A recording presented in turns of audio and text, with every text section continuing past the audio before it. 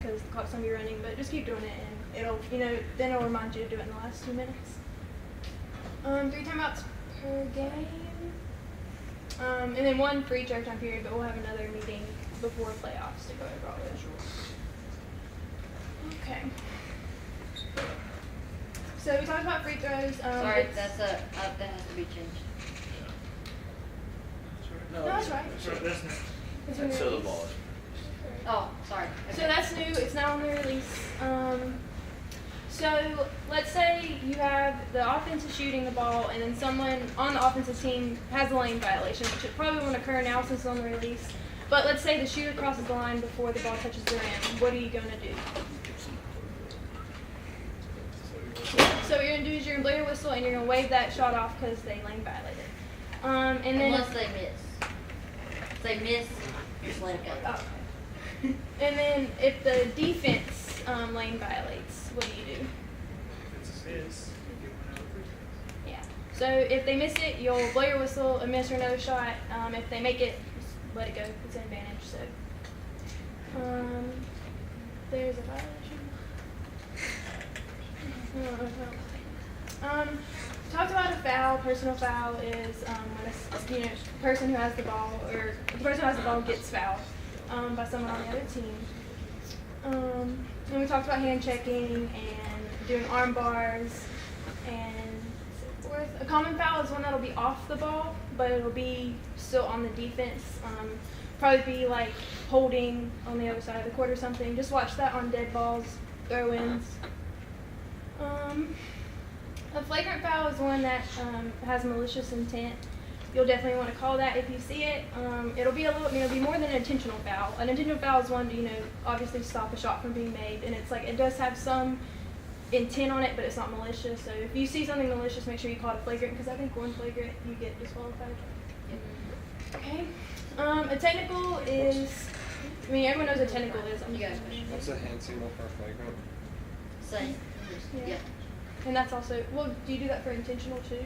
But you Yes, this is also intentional, but you just basically tell them. He'll say flagrant and then eject. So we don't really, We we don't don't have, call you don't have intentional intentional fouls.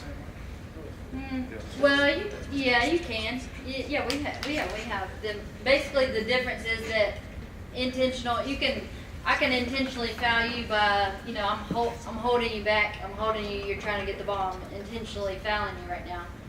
But there's not really a malicious intent. Where if she's trying to get the ball and I like bulldoze or tackle her like that, that's a flagrant foul. It's malicious intent.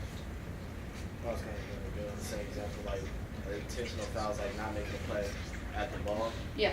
versus like flagrant is extending that. So wrapping Yeah. up in like Yeah. So a technical is going to be anything that you feel, if you see something malicious, you can call it a technical, or if you feel like it warrants a flagrant, do that too. If someone treats you with disrespect, curses at you, throws something at you, tries to hit you, you can always throw them out or give them a technical. And the signal for a technical, don't do this at a player, just kind of come down like this, or else that'll make them more angry. And then after a technical, what you'll do is you will go report the foul, and then you'll be the one to administer the free throws. You don't want to be on the other side of the court with everyone else who is mad at you. Okay. All right. So here's some. I got some questions for you. Where do you, for a non-shooting personal foul, where's the throw-in spot? Depends on the location. It's the location closest to spot of the foul. So if it, like we just talked about player location, if it's outside the lane, you're going to do it at the spot closest on the out of bounds. If it's inside, then it's down below the lane. Okay. What about a technical foul? Where is the throw in? How do you administer a technical foul? 2 shots. 2 shots and the ball, and where do they get the ball? Half court, where at? Away from the table. Opposite the table. Same place you would start at the second half. All right, what about an intentional foul?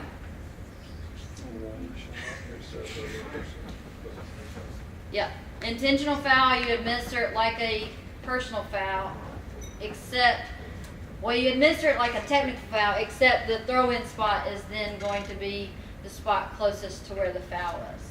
where the foul occurred. So it's not, you don't administer that throw in at half court, you administer it. So it could be administered down by the lane or wherever the. Is that in the foul. case of a flagrant?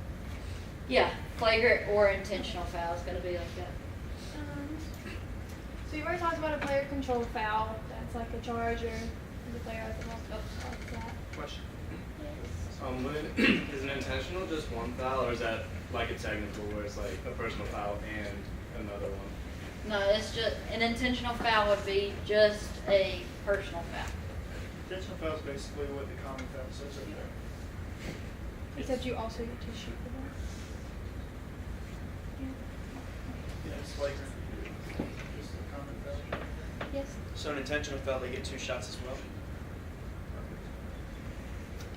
If it's flagrant, you do. If it's just a common foul, you do.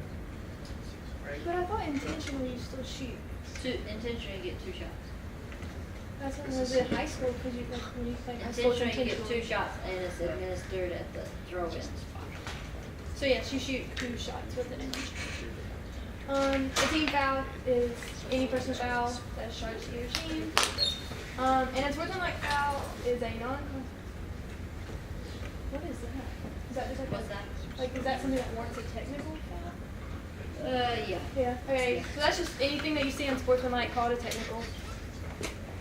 Oh wow. Okay. And then mercy rule, if you're up by 30 at 5 minutes to go, that is the game. Or if, oh no, that's it.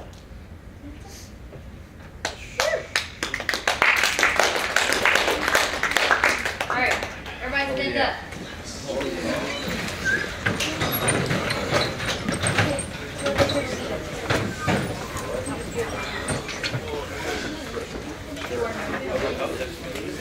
Jordan, you coming to lead us? Absolutely.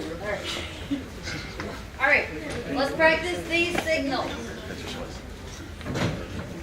Ready? Start the clock is just. That was not very enthusiastic. Ready?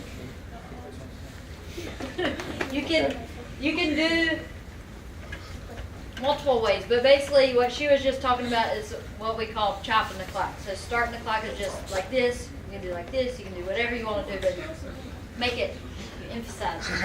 Make it look nice. Stop clock.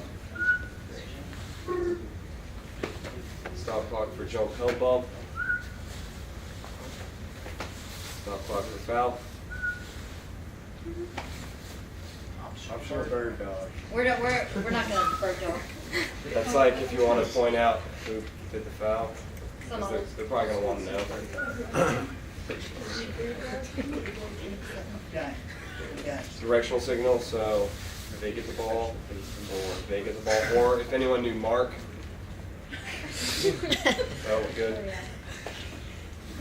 Designated spot right there, so you'll do that for the free throw, like, hey, or inbound, stand right there. No closer, right there. Yeah. All right, so this is important too whenever you are communicating with your officials. So say you have a questionable call whether or not they were shooting on the baseline. So you're going to report the call, you got your foul, what should you do? 2 shots? What should you look to your partner? Paige, you got 2, and then you're gonna get the ball to them, 2 shots, and you're going to report the foul. If it's a non-shooting foul, I got foul, Trey, we got spot right here, and I'm going to report it. Visible counts, do it at your, start at your hip and go up to your shoulder. And every once in a while, just look at the clock, like when you're counting 8 seconds, to make sure it's like close to a second. Because I've had times where I'm doing it, and like the way I was counting would have like 20 seconds to get across the board. So just make sure it's faster than you think. You'll get into the habit, like you think you look all cool, but it's really probably too slow. Making substitutes, like, hey, come on in. Pretty easy. 60-second timeout. This doesn't really apply because every timeout's 60 seconds, but that would be like you see Roy Williams maybe once a game use it. Timeout. Never. Remember, 30-second timeout, also rarely used. Not closely guarded, so you want to give like a safe sign if they break, they're closely guarded. No score, that's another one. You can add some flavor to it, make it look nice, like Joey Crawford did for KD's free throw, if you remember, back in the day. Goal counts. Again, flair, that one. And I'm not sure when you'll ever show that. I'm not sure when you'd ever, I guess for a free throw you'd show like, okay, the free throw's good, it's 1 point, but.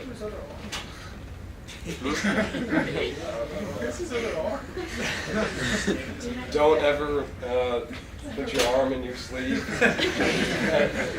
3-point field goal attempt, it's good. It's gonna feel cool when you do that.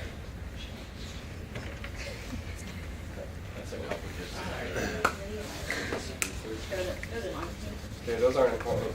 Traveling, that's like false start and every other call in football. Illegal dribble, make sure you have your elbows out like that. Palming, carrying the ball. Over and back. Similar. So carry, over and back, carry. More arm movement. Let's see, this is more of a wrist thing. Okay, you guys got it. Illegal use of hand. Okay, this is how you call pretty much every foul. So they hit him. If you want to get more sophisticated, you can go or push on the head, the body, all sorts of things. Hand check, like that. Walking back. Call those early, because if you try to call it in the second half and you haven't called in the first half, you're going to have some angry participants. Holding, double down, see the arrow. Open hand, run headline. Oh, 3-second violation. You guys do it with me. Only on the defense. Only on the defense. And it should be, you shouldn't be staring at the paint counting 3 seconds. It should be. Yeah, offense.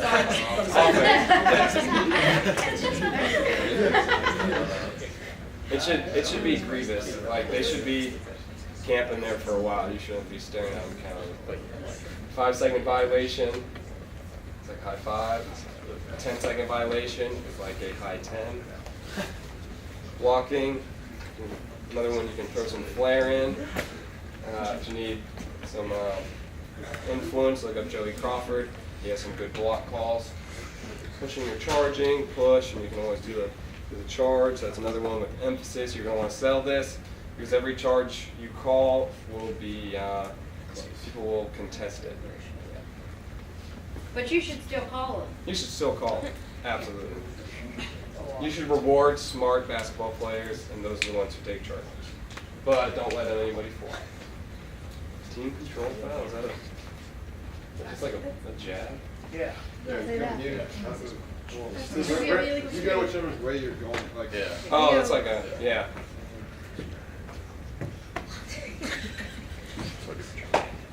Free throw, designated spot, or other violation. Just kind of point at the ground. Over there. Excessive swinging of arms. Kicking. Intentional foul. Double foul. That'll happen if 2 fouls occur at the same time. Technical foul. Bring it from the bottom. Don't pop it. That's when you don't want flair. You just want to give them a simple. Pretty exciting. Yeah. All right. So we're gonna finish up this PowerPoint, and then we're gonna finish up the PowerPoint, and then we've got a fun quiz. What's next? What's on the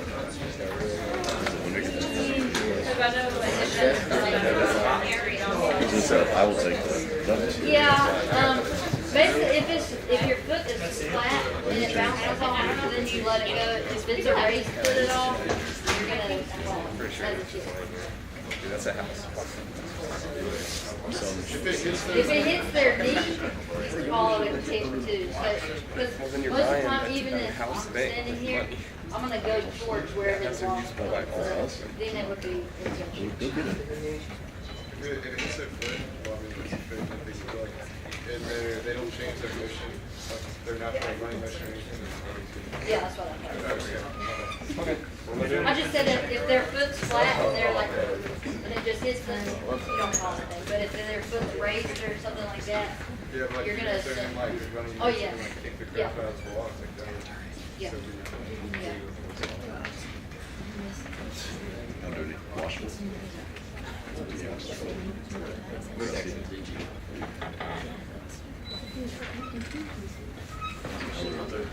Hey. Hey,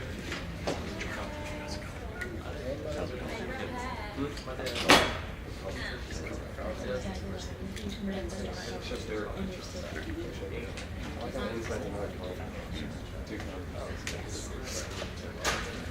All right, everybody good? We got just a few more minutes left. All right.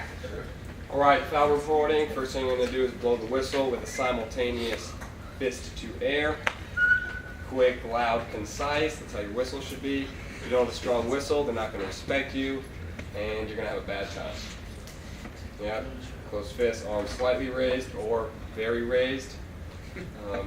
Hand signal for type of foul. You can be as specific or as general as you want, but specificity is usually preferred. Verbally indicate the player that fouled by number and jersey color. Make sure you take the whistle out of your mouth so you sound official. Free throws follow. Verbally indicate number of attempts. Also, you're going to indicate with your fingers, either 1, 2, or 3. Or 3 if you are German. And for no free throws, indicate the throw-in spot. So basically, the order is you're going to call foul, and you can tell them at first, like, okay, it's on you. You're going to walk over to the table. Blue, 32 on the arm, shooting 2, just like that. And make sure you don't have to go all the way to the table every time, but you shouldn't be moving, like going across. You should be stopped, and you should make eye contact with your wonderful scorekeeper.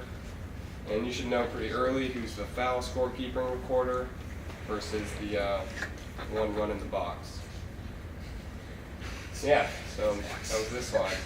So hustle, come to a complete stop, notify the scorekeeper if the basket counts, and you should tell pretty early on whether your scorekeeper is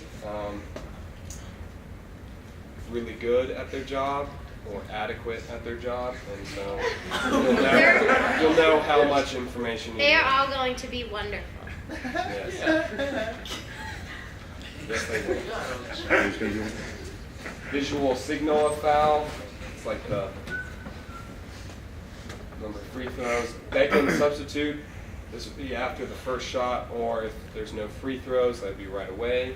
Not just after the first shot, but before the last Before one. the last shot. So if they're shooting, a 3, then it's going to be before. 4 on 1 and 1 and be before the first. 1 and 1 and be before the We first went over one. this. A few things. Yep. So the rule change this year is so for free throws they can enter on the release. So you're going to tell them that. That way one person doesn't get ran over because they thought they had to wait. This is, just go to the first Article 1, but this is stuff that y'all should read over on your own, but we'll just go over the first one. So these are things that you can correct either 4 seconds after it occurs or a minute later. Probably after like 5 minutes, just let it go, unless it factors heavily into the outcome of the game. So, Well, it kind of gets into it in the next articles, but these are, Article 1 just says what you can correct.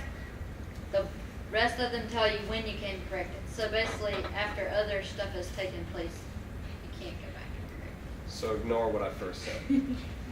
Those are the things: failure to award a merited free throw, awarding an unmerited free throw, permitting the wrong player to attempt a free throw, attempting a free throw at the wrong basket, and erroneously counting or canceling a score.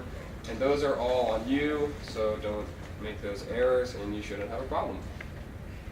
And those are situations in which you can or cannot correct them. We'll come back to this. This is important info that we'll come back to later.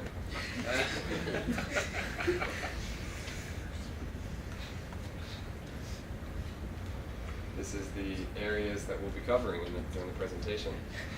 Is there terminology? Should I go over these? Yes. All right, rotation.